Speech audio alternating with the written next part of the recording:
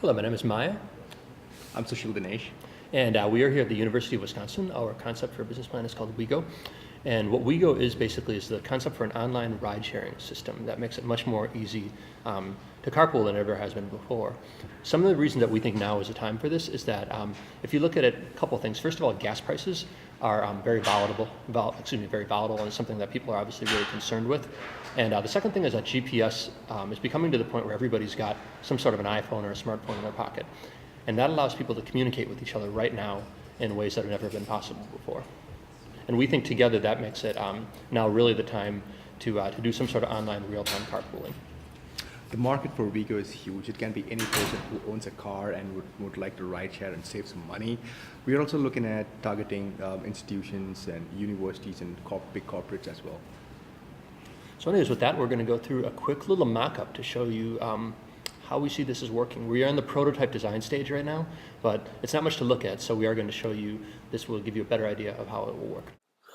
Okay, so here we are on the front page of the website, and you're going to see some of the information here.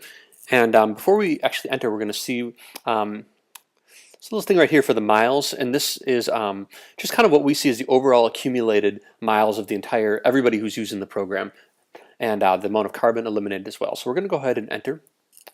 And you're going to see some information right away on our profile, and some things like such as incentives, inviting friends and whatnot. But the real important part for the project is when we go over to settings. First of all, a little information on the last rider that you went with, and gives you an opportunity to rate that person if you want. Information on your car, your music preferences, and then this thing right here with communication, whether you prefer silence or chatting. And the reason that this is so important is because we talk to a lot of people who they have a real sense of awkwardness and anxiety with getting in the car with somebody that they don't know.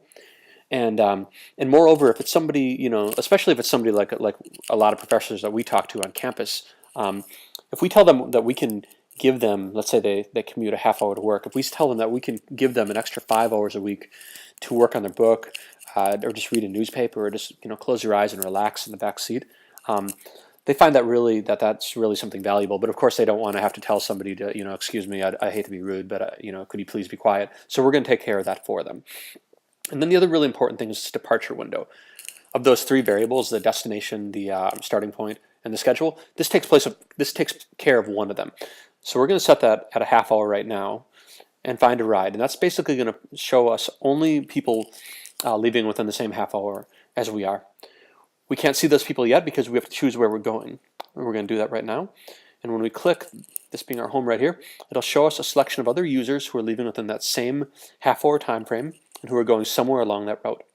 So that allows us to really focus on who these people are, as just as individuals, and make sure that we get a ride with somebody that we think we'd be really comfortable with. So we're going to click on one of them, and it brings up a little bit of information about her. If we want, we can click on some of the reviews that have been written about her so far. So it all looks like really good stuff. So we're going to go ahead and click back. We're going to go ahead and offer her a ride. So she's going to get the message on her phone, a little alert saying that she has been offered a ride. So we can click on the reviews. And it looks like people say pretty nice things about this guy. So that's good. So, and little information on him, likes hip-hop chatting. In this case, it's going to be silent. So the ride would cost $2.37. That will be pre-calculated. She's going to go ahead and accept that. Okay, so it gets the message that you've got a ride. Now what will happen then is once they get in the car together, if they both have smartphones with the application, they can bump them together, and that will automatically transfer the payment. If they don't, the passenger will have a 3-digit identification code, which this person can give to the driver.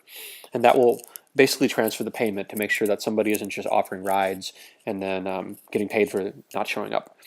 So anyways, that is how Weego works, and we are very excited moving forward.